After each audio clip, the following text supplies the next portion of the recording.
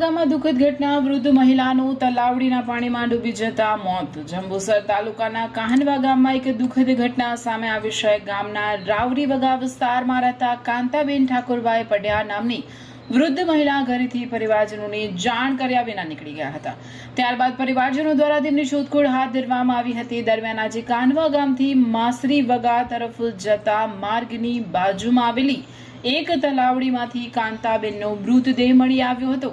ઘટનાની જાણ થતાં આસપાસના લોકો મોટી સંખ્યામાં સ્થળ પર એકત્રિત થઈ ગયા હતા. ઘટનાની જાણ વેડજ પોલીસને કરવામાં આવતા પોલીસ ટીમ, ફાયર વિભાગના જવાનો સાથે તાત્કાલિક ઘટના સ્થળે પહોંચી હતી. ફાયર વિભાગની ટીમે તલાવડીમાંથી વૃદ્ધ મહિલાનો મૃતદેહ બહાર કાઢ્યો હતો. ત્યારબાદ મૃતદેહને વધુ તપાસ અને પોસ્ટમોર્ટમ માટે જંબુસરની સરકારી હોસ્પિટલ ખાતે ખસેડવામાં આવ્યો હતો. ઘટનાને પગલે પરિવારજનોમાં શોકની લાગણી પ્રસરી ગઈ છે.